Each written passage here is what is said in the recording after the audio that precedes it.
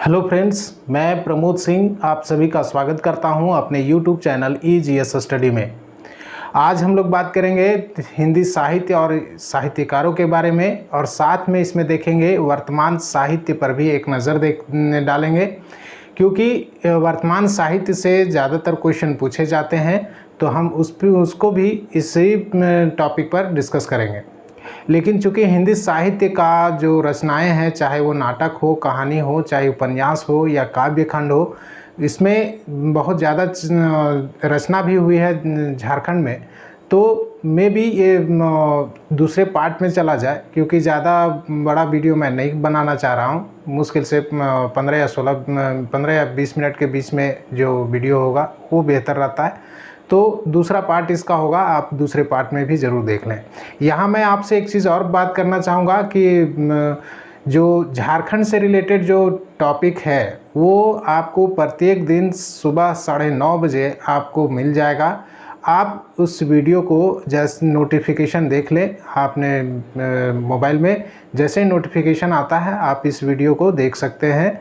आप ध्यान में रखें कि एवरीडे 9:30 बजे, ठीक है। आइए शुरू करते हैं हिंदी साहित्य में झारखंड के क्या योगदान रहा है, इसमें झारखंड के कौन कौन से साहित्यकार रहे हैं, इसके बारे में जानते हैं। तो यहाँ मैं आपसे बता दूं कि जिस तरीके से क्वेश्चन पूछे जा रहे हैं, अभी के ट्रेंड जो चल रहा है, उस तरीके में से कुछ क्वेश्चन जो होते हैं जो किताबों में भी नहीं भी वर्णन किए गए हैं, फिर भी वहाँ से क्वेश्चन आते हैं।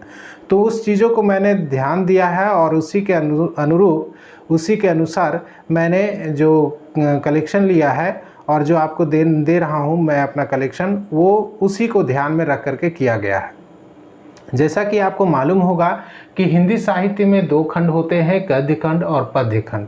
तो गद्य खंड में आपके आते हैं क्या, तो कहानी, नाटक और उपन्यास, और पद्य खंड में काव्य संग्रह आता है। तो यहाँ हम देखें तो सबसे पहले हम यहाँ शुरू कर रहे हैं कहानी के बारे में। तो कहानी की परंपरा में झारखंड से 3 पीढ़ी के कहानीकार माने जाते हैं। इससे आपको क्वेश्चन पूछ सकता है कि प्रथम पीढ़ी के कहानीकार कौन से हैं या द्वितीय पीढ़ी के कहानीकार कौन से हैं। तो उस संबंध में किताबों में उतनी सारी जानकारियां नहीं दी गई है, तो मैंने कलेक्ट करने का प्रयास किया है। यहाँ 3-4 लेखकों को मैंने नाम दिया है, आप उस नाम को ध्यान में रखेंगे। यदि क्वेश्चन पूछे जाते हैं तो आपको ये हेल्प करेगा, मदद करेगा। देखिए क्या है कि कहानी में प्रथम पीढ़ी के जो कहानीकार रहे हैं उसमें पहला नाम आता है बैजनाथ पोद्दार का, जिनको कि बैजू बाबा के नाम से भी जाना जाता है। उसके बाद द्वारिका प्रसाद, भुवनेश्वरी प्रसाद और शिवनंदन प्रसाद के नाम आते हैं। शिवनंदन प्रसाद के बारे में आपको बता दें कि शिवनंदन प्रसाद जो अपना रचना करते थे वो शिवनंदन प्रसाद के नाम से नहीं किए हैं, उन्होंने इल्बर्ट कृष्ण अली ये नाम से उन्होंने अपनी रचनाएं की हैं। तो आपसे पूछा जाएगा प्रथम पीढ़ी के कौन है, तो बैजनाथ पोद्दार, जिसको कि बैजू बाबा भी कहा जाता है, द्वारका प्रसाद, भुवनेश्वरी प्रसाद, शिवनंदन प्रसाद, ठीक है। द्वितीय पीढ़ी के जो हैं कहानीकार हैं, साहित्यकार हैं, उसमें राधा कृष्ण का नाम आता है, वीरेंद्र प्रसाद सिन्हा, मदन मोहन वर्मा, स्मृति सिन्हा, विश्वेश्वर प्रसाद केसरी और रामावतार बुधिया, ठीक है। तृतीय पीढ़ी कहें या आधुनिक पीढ़ी कहें, उसमें से नाम आता है काशीनाथ पांडे का, चंद्रशेखर कर्ण का, रीता शुक्ला, रामचंद्र वर्मा और अशोक प्रियदर्शी का। एक बार फिर से आपको बता दें, प्रथम पीढ़ी में बैजनाथ पोद्दार, द्वारिका प्रसाद, भुवनेश्वरी प्रसाद और शिवनंदन प्रसाद का नाम आता है, जबकि द्वितीय पीढ़ी में राधा कृष्ण, वीरेंद्र प्रसाद सिन्हा, मदन मोहन वर्मा, स्मृति सिन्हा, विश्वेश्वर प्रसाद केसरी, रामावतार बुधिया। इसमें से आप याद करें राधा कृष्ण को द्वितीय पीढ़ी से, उसके बाद याद करें मदन मोहन वर्मा और याद करें विश्वेश्वर प्रसाद केसरी, जिसको कि बीपी केसरी के नाम से जाना जाता है, और रामावतार बुधिया को, ठीक है। ऊपर में बैजनाथ पोद्दार तो सबसे हेड हैं ही, आप उनको तो याद करना ही करना है। और शिवनंदन प्रसाद को याद रखेंगे, द्वारका प्रसाद, बैजनाथ पोद्दार, द्वारका प्रसाद और शिवनंदन प्रसाद को। शिवनंदन प्रसाद को याद रखिएगा कि ये जो कितने अपनी रचना करते थे उसमें से इनका नाम रहता था इल्बर्ट कृष्ण अली के नाम से। तो आगे आते हैं। तो कहानी के बारे में यदि बात करें तो प्रथम कहानीकार माना जाता है बैजनाथ पोद्दार को, जिन्हें आपको बता भी चुके हैं कि इन्हें बैजू बाबा के भी नाम से जाना जाता है। लेकिन इनकी रचनाएं, इनकी कहानियां जो है वो उपलब्ध नहीं हैं। तो कहानीकार तो प्रथम कहानीकार इनको माना जाता है, लेकिन प्रथम कहानी की जो पुस्तक है वो इनकी पुस्तक अवेलेबल नहीं है। तो प्रथम कहानी की पुस्तक या कहानी जो मानी जाती है वो मानी जाती है सिन्हा साहब, जो कि राधा कृष्ण की कृति है, राधा कृष्ण के द्वारा लिखी गई है। तो आपसे यदि क्वेश्चन पूछा जाएगा कि प्रथम कहानीकार कौन है, तो राधा कृष्ण नहीं है, प्रथम कहानीकार बैजू बाबा है या बैजनाथ पोद्दार है। जबकि प्रथम कहानी जो है वो राधा कृष्ण की कहानी है। कौन सा? तो सिन्हा साहब। ठीक है। इसके अतिरिक्त राधा कृष्ण की जब यहाँ चर्चा कर रहे हैं तो राधा कृष्ण की अन्य जो लिखी हुई कहानियाँ हैं उनके बारे में यदि बात करें तो अन्य कहानियाँ जो हैं रामलीला, सजला, गेंदा और गुलाब और गल्पिका। गल्पिका में कहानियों का संग्रह है। ठीक है, छोटे छोटे कहानियों का संग्रह किया गया है। यहाँ आप ध्यान रखें सजला और गेंदा और गुलाब को। ठीक है। आगे देखें तो दुम्बी हो, चलो बादलों में छिप जाएं, ये दो कहानियाँ लिखी गई हैं योगेंद्र नाथ के द्वारा। योगेंद्र नाथ के द्वारा दुम्बी हो, इसको ना भी याद करें तो चलो बादलों में छिप जाएं, ये इसको आप याद करें। तो चलो बादलों में छुप जाएं कहानी के लेखक कौन है? तो योगेंद्र नाथ। उसके बाद गोपाल दास मुंजल का नाम आता है। तो गोपाल दास मुंजल जो है वो दो किताब लिखे, दो कहानियाँ लिखे, जिसमें कि मोल श्री और हिंदी के कहानीकार रहा। हिंदी का कहानीकार काफ़ी चर्चित भी रहा, तो इसको याद करेंगे। उसके बाद शिवनंदन प्रसाद के बारे में, जिसको आपको बता चुके हैं कि इन्होंने जो भी रचनाएं की वो शिवनंदन प्रसाद के नाम से नहीं की, इन्होंने इल्बर्ट कृष्ण अली के नाम से अपनी रचनाएं की। और इनका जो महत्वपूर्ण जो कृति है वो है आदि, अनादि और इत्यादि, और नहीं जुड़ा हुआ, आदि, अनादि, इत्यादि। ठीक है, ये कहानी है इनका। उसके बाद विद्याभूषण की बात आती है। तो विद्याभूषण ने अपने जो लिखे हैं, कहानी जो लिखे हैं, उसका नाम है चेहरे के नीचे चेहरा। चेहरे के नीचे चेहरा बहुत ही इंपॉर्टेंट है, आप इसको याद रखें कि चेहरे के नीचे चेहरा जो किताब है उसके लेखक कौन है, तो आप ध्यान रखेंगे विद्याभूषण को। ठीक है। उसके बाद शिवचंद्र शर्मा का नाम आता है। शिवचंद्र शर्मा ने दो किताब लिखे हैं, दो कहानियां लिखी हैं, जिनका नाम है कांच के तूफान और पंचदश तंत्र। ठीक है, पंचतंत्र आप याद रखते ही हैं, तो पंचतंत्र याद रखेंगे तो यहाँ आप याद रखेंगे पंचदश तंत्र। कौन है? तो शिवचंद्र शर्मा।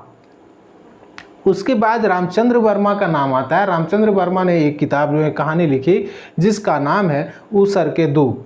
यहाँ इसमें शिवचंद्र शर्मा में कांच के तूफान याद रखेंगे और रामचंद्र वर्मा में ऊसर के दूब को आप याद रखेंगे। ठीक है। उसके बाद काशीनाथ पांडे का एक कहानी है जिसका नाम है धर्म युग। ठीक है, इसका नाम है धर्म युग, तो यहाँ आप याद रखेंगे काशीनाथ पांडे को भी।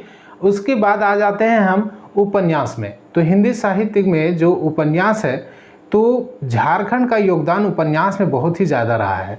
जितना कहानी नहीं लिखा गया उससे ज़्यादा उपन्यास लिखे गए हैं। और ये भी कहा जाता है कि उपन्यासों की रचना कहानी की रचना से पहले ही प्रारंभ हो चुकी थी झारखंड में। तो यहाँ देखते हैं तो सबसे पहला जो उपन्यास है वो है राजपूतानी शान, और इसके लेखक जो हैं वो चक्रधरपुर जो है, चक्रधरपुर के राजा थे। चक्रधरपुर के राजा जिनका नाम था रामचीन सिंह वल्लभ। रामचीन सिंह वल्लभ, जिनकी कृति है राजपूतानी शान। ये पहला उपन्यास माना जाता है झारखंड में। ठीक है। उसके बाद रामदीन पांडे का नाम आता है। रामदीन पांडे ने भी तीन उपन्यासों का नाम लिखा, 3 उपन्यास लिखे, जिनमें विद्यार्थी, वासना और चलती पिटारी, तीनों को याद रखिएगा। ठीक है, विद्यार्थी, वासना और चलती पिटारी। ठीक है।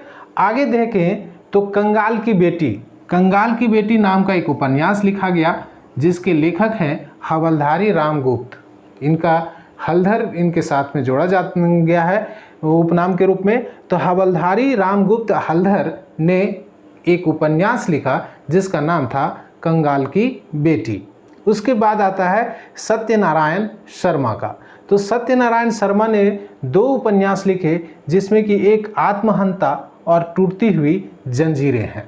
एक का नाम आत्महंता और दूसरा टूटती हुई जंजीरें। उसके बाद आता है नाम द्वारिका प्रसाद का। कहा जाता है कि द्वारिका प्रसाद ने लगभग 21 उपन्यास लिखे। 21 उपन्यास लिखे, उनमें से मैंने कुछ को छांटा है जिसमें स्वयंसेवक, घेरे के बाहर, रंजना, अंकुश और बेड़ियां हैं। ठीक है, स्वयंसेवक इनकी पहली लिखी गई पहली उपन्यास है, पहला उपन्यास इसको माना जाता है। और घेरे के बाहर को याद रखिएगा, इसको विवादास्पद माना जाता है। इसी उपन्यास के आधार पर इन्हें विद्रोही उपन्यासकार भी या विद्रोही साहित्यकार भी कहा जाता है। तो आप इसको ध्यान में रखेंगे। 2 बहुत ही चर्चित है, स्वयंसेवक इसलिए क्योंकि द्वारिका प्रसाद का पहला उपन्यास है, और घेरे के बाहर क्योंकि इससे उनको विद्रोही उपन्यासकार का या विद्रोही लेखक का तमगा मिला, या विद्रोही लेखक का लोगों के नाम से जाने गए। उसके बाद राधा कृष्ण के बात आता है, तो राधा कृष्ण का नाम बहुत ही चर्चा में रहता है। आप यहाँ ध्यान से यदि देखे होंगे तो या सुने होंगे तो राधा कृष्ण कहानी भी लिखे हैं, और ये भी याद रखिएगा कि राधा कृष्ण जो है वो 2वीं पीढ़ी के कहानीकार हैं। और यहाँ उपन्यास भी इन्होंने भी लिखा, तो उपन्यास में भी इनका नाम है, और उसमें अच्छे काफ़ी चर्चित और काफ़ी पॉपुलर उपन्यास रहे हैं इनका, जिसमें फुटपाथ, रूपांतर, सनसनाते सपने और सपने बिकाऊ हैं। इसमें चारों का नाम आप याद रखेंगे, चारों में से किसी को छोड़ना नहीं है। फुटपाथ, रूपांतर, सनसनाते सपने और सपने बिकाऊ हैं। रूपांतर को जरूर आप याद रखिएगा, ठीक है। ऐसे तो सभी याद रखना है, किसी को छोड़ना नहीं है। उसके बाद याद आ जाए तो योगेंद्र नाथ सिन्हा ने एक उपन्यास लिखा जिसका नाम है वन लक्ष्मी। कमल जोशी ने एक उपन्यास लिखा जिसका नाम है बहता तिनका। उसके बाद सतीश चंद्र ने एक उपन्यास लिखा जिसका नाम है काली माटी। विनोद कुमार के द्वारा लिखी गई जो उपन्यास है वह है समर शेष है, इसको याद रखेंगे। काल पुरुष देवेश तांती के द्वारा लिखा गया उपन्यास है।